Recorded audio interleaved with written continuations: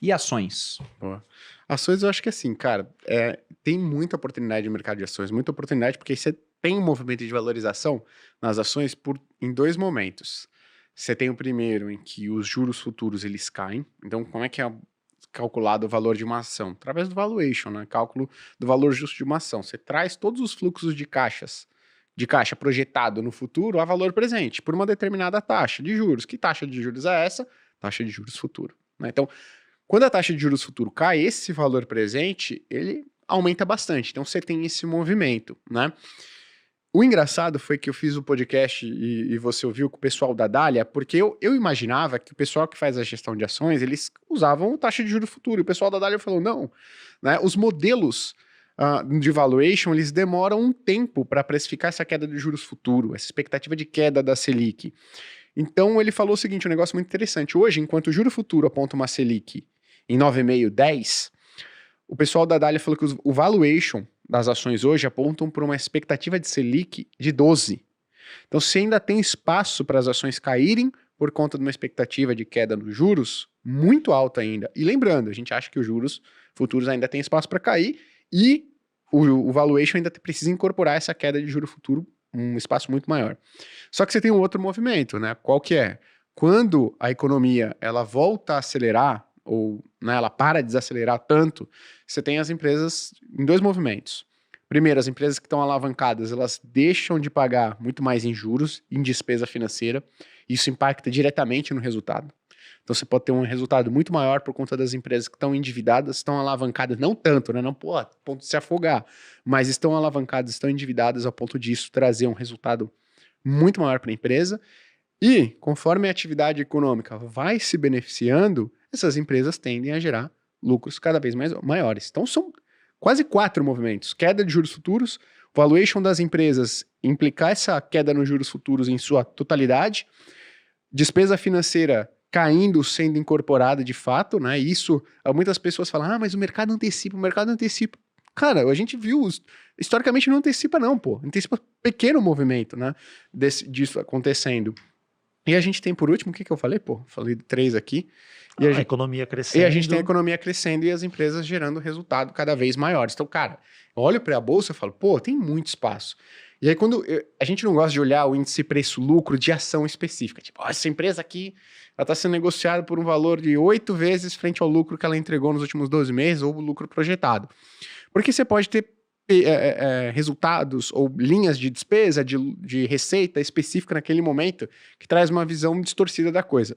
Mas quando você pega um índice de ações inteiro, como é o Ibovespa, ou como é o Small Caps, você neutraliza esses movimentos. Porque até pode ser que uma empresa está com índice preço-lucro porque ela teve esse movimento, mas a outra pode ter o inverso. Tá? A tendência numa cesta de 80 é que você neutralize essa distorção no índice preço-lucro. Então, quando você olha o índice preço-lucro da Bolsa Brasileira, cara, está muito baixo, está perto das mínimas históricas. Então, tanto o Ibovespa quanto o Small Caps, né?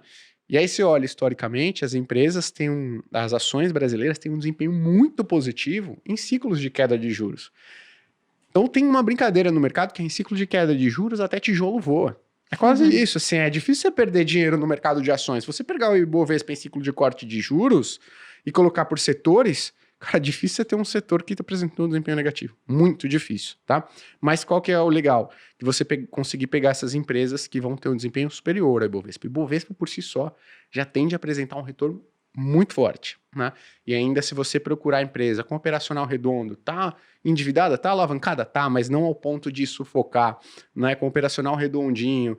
Se você vê ainda uma empresa meio que o pessoal não cobre muito, que essa expectativa de juro futuro ainda pode estar desajustada, você tem uma expectativa de retorno muito interessante, cara. Você falou do Ibovespa e todos são uníssonos ao falar que o Ibovespa não é um índice bom, mas em 10 anos, 95% dos fundos perdem para ele. Então, pô, o índice não é bom, mas em 10 anos ganha de muita gente. Eu não falo isso não, tá? Porque justamente o meu contra-argumento é esse. O gestor de fundo ama falar isso, né?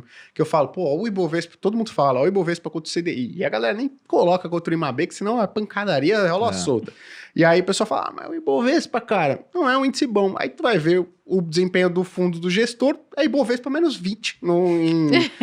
E nunca bateu o Ibovespa em nenhum ano. Fala, caraca, esse fundo, imagina se tivesse um benchmark bom, hein?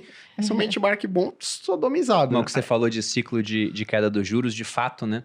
Porque tem cara que vai ter a mão podre para selecionar a empresa. Só que as podres talvez subam muito melhor do que as não podres, porque o cara tinha lá um EBITDA magrinho, uma despesa financeira gigante, que agora vai começar a ficar reduzida por conta dos juros. Isso que o Gui falou, que pô, olhando 80 empresas, vai ter o cara lá que ele vai se beneficiar por conta da queda, e vai ter o cara que, pô, o EBITDA dele é pequeno, mas o lucro ficou grande porque ele vendeu um terreno.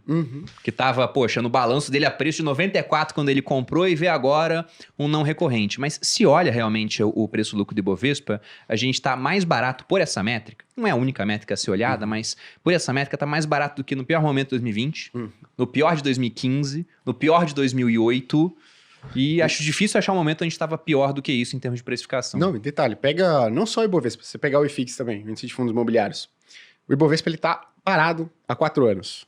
E o que o Ibovespa representa? A sexta das maiores empresas e mais negociadas no Brasil, o IFIX de fundos imobiliários.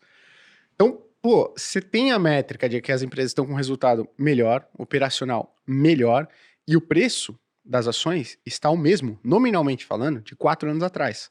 Qual que foi a inflação nesses 4 anos? Foi de aproximadamente 25%. Então, o que eu estou te dizendo hoje é que você consegue comprar as mesmas empresas, entregando resultados até melhores do que há 4 anos atrás, pelo valor nominal igual a de 4 anos atrás, desconsiderando a inflação. É a mesma coisa que eu cheguei e falei o seguinte, ó, pô, o Civic Zero, lá em 2019, estava R$ 98 mil. Hoje o Civic Zero está 140 mil, mas para você, que é meu amigo, eu vou fazer os mesmos 98 mil reais. Porra! É o mercado fazendo isso pra gente. É o mercado fazendo isso pra gente, em ações. E tem ações, de novo, que estão mais baratas. Era 98 mil, tá 70. Isso considerando inflação, resultado melhor que ela tá entregando. Então, cara, na bolsa, sim, tem uma oportunidade muito boa.